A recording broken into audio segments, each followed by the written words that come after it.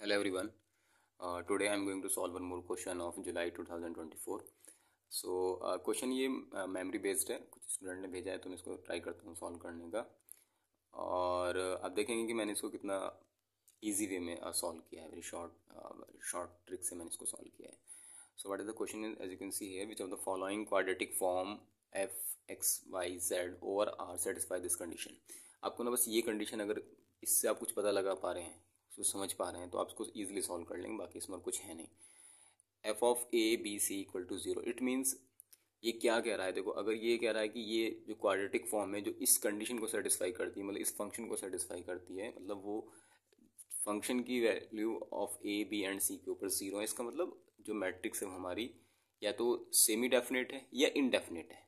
ठीक है ना, या तो वो सेमी डेफिनेट है या फिर वो मतलब सेमी पॉजिटिव डेफिनेट हो सकती है, सेमी निगेटिव डेफिनेट हो सकती है, या फिर इनडेफिनेट हो सकती है। बिकॉज जो वैल्यूज़ हैं वो माइनस इन्फिनिटी से प्लस इन्फिनिटी के बीच में लाइज करेंगे वहाँ पर। ठीक है, जो आइगन वैल्यूज़ हैं वो माइनस इन्फिनिटी से प्लस इन्फिनिटी, मतलब कुछ निगेटिव हो सकती हैं, कुछ पॉजिटिव हो सकती हैं। ठीक है, लेकिन वो पॉजिटिव डेफिनेट नहीं होगी।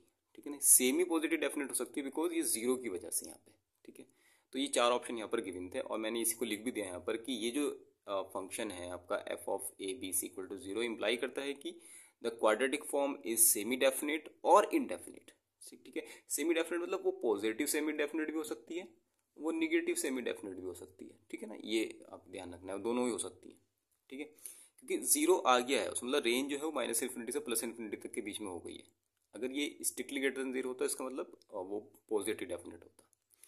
तो इसके लिए क्या किया मैंने, ये जो हमारी क्वाड्रेटिक फॉर्म्स गिवन है करॉस्पॉन्डिंग इनके मैट्रिक्स बनाए और फिर उसमें चेक किया कि जो उनके माइनर्स हैं वो अगर किसी जैसे मान लिया ये हमारा मैट्रिक्स, ये हमारा क्वाड्रेटिक फॉर्म गिवन था, इसके करॉस्पॉन्डिंग मैंने ये एक मैट्रिक्स बना ली। तो आप बना ही सकते हैं, ये coefficient of x, coefficient of y and coefficient of z यहाँ पे लिखा है, जो 1 2 3 है इसके इसके अकॉर्डिंग। ठीक है ना, तो अब इसमें आप प्रिंसिपल माइनर फाइंड आउट करें। जैसे ये फर्स्ट प्रिंसिपल माइनर देखेंगे तो कितना है 1, जो कि पॉजिटिव है, लिखने की जरूरत ही नहीं है मुझे। सेकंड जो प्रिंसिपल माइनर है वो कितना है 2 1 जा 2 माइनस 0 2, वो भी पॉजिटिव है। और थर्ड जो हमारा ये प्रिंसिपल माइनर है, मतलब थर्ड प्रिंसिपल माइनर आप फाइंड आउट कर सकते हैं विद द हेल्प ऑफ इसको डिटर्मिनेंट को सॉल्व करके, वो भी हमारा पॉजिटिव आएगा, 3 आएगा बेसिकली। तो तीनों के तीनों प्रिंसिपल माइनर पॉजिटिव होने से क्या पता चलता है आपको कि ये जो मैट्रिक्स है वो पॉजिटिव डेफिनेट है। जब ये पॉजिटिव डेफिनेट है तो इसका मतलब ये सेमी पॉजिटिव डेफिनेट तो है नहीं, इसका मतलब ये फर्स्ट ऑप्शन हमारा रॉन्ग है। ओके, सेकंड ऑप्शन, ये जो सेकंड आपका ऑप्शन, इसके करस्पॉन्डिंग फिर मैंने ये मैट्रिक्स बना लिया। देखो, ये एक्स का कोफिशिएंट, वाई का कोफिशिएंट और जेड का कोफिशिएंट ने यहाँ लिखा, और ये माइनस के 2xyz जो लिखे हुए हैं यहाँ पर, इसके करस्पॉन्डिंग यहाँ पर आ गया half of this -1 and half of this, मतलब half of -2 is -1 which is here, as you can see here, and remaining entries are zero. ठीक है, आई होप आपसे क्वाड्रेटिक फॉर्म, तो क्वाड्रेटिक फॉर्म को देख के मैट्रिक्स फॉर्म करना आता ही होगा, कोई बड़ी बात नहीं है। नहीं तो आप मेरा वीडियो जाकर देख सकते हैं, उसमें मैंने अच्छे से एक्सप्लेन किया है ये कैसे हम इसको बनाते हैं। ठीक है, अब यहाँ पर दूसरी टास्क आपके पास ये है कि आप कैलकुलेट करें इसके principal minors. First principal minor तो यहाँ पर फिर से 1 जो कि पॉजिटिव है, सेकंड प्रिंसिपल माइनर 2 1 जा 2 -1 अगेन पॉजिटिव, और थर्ड वाला जो है ये भी पॉजिटिव। तीनों प्रिंसिपल माइनर्स के पॉजिटिव आ जाएंगे आपको। ठीक है, जब पॉजिटिव आ गए तीनों प्रिंसिपल माइनर, इसका मतलब क्या होता है, इसका मतलब होता है कि ये हमारी पॉजिटिव डेफिनेट मैट्रिक्स है। ठीक है, तो इसका मतलब सेकंड ऑप्शन भी रॉन्ग है। थर्ड ऑप्शन पे आते हैं। सिमिलरली मैंने थर्ड ऑप्शन, ये जो हमारा क्वाड्रेटिक फॉर्म गिवन है, इसके अकॉर्डिंग इसका मैट्रिक्स बना लिया मैंने यहाँ पर। ठीक है, मतलब बनाते कैसे, मैं थोड़ा सा आपको समझा देता हूँ। यहाँ मैंने लिखा x y z, x y z, इनके जो जैसे देखो एक्स इंटू एक्स स्क्वायर का कोफिशिएंट कितना 1, यहाँ लिख दिया। एक्स वाई का कोफिशिएंट कितना है, एक्स वाई, ये रहा एक्स वाई का कोफिशिएंट है -2, तो ये डिवाइड हो जाएगा 2 से, क्योंकि हमें यहाँ पर भी एक्स वाई का कोफिशिएंट लिखना है, यहाँ पर भी एक्स वाई का कोफिशिएंट लिखना है, तो ये -1 में डिवाइड हो गया है।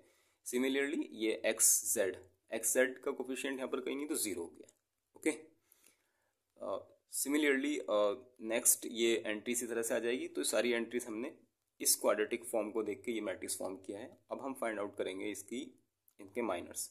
तो पहला तो ये 1 हो गया, 1 क्रॉस 1 का जो मैट्रिक्स है इसका ये हो गया, फर्स्ट प्रिंसिपल माइनर पॉजिटिव हो गया। सेकंड प्रिंसिपल माइनर 2 1 जा 2 -2, 2 1 जा 2 -1 जो कि +1 है, वो भी पॉजिटिव हो गया। और थर्ड प्रिंसिपल माइनर कैलकुलेट कर लेंगे विद द हेल्प ऑफ, हम इसका डिटर्मिनेंट कैलकुलेट करेंगे तो वो भी हमारा पॉजिटिव आएगा। तो इसका मतलब ये भी पॉजिटिव डेफिनेट मैट्रिक्स है। इट मीन्स थर्ड ऑप्शन भी रॉन्ग हो गया है। अब आते हैं फोर्थ ऑप्शन पे, x square plus y square minus 3z²।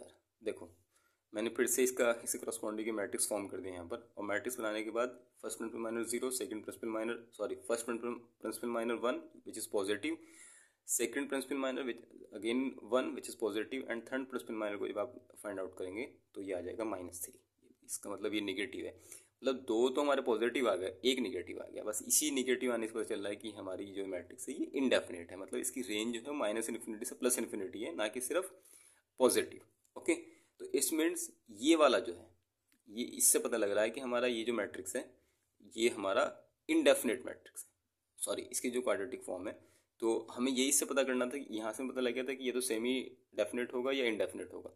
तो इसका मतलब क्या है कि इसकी जो रेंज है वो -∞ से +∞ है, और यही हमारा फिर ऑप्शन 4 करेक्ट हो जाता है यहाँ पर। ओके,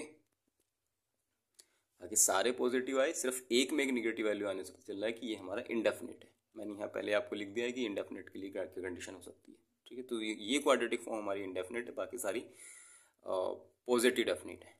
आई होप ये क्लियर हो गया होगा। ओके, फिर भी कोई डाउट है तो कमेंट सेक्शन में बता सकते हैं। Thank you so much.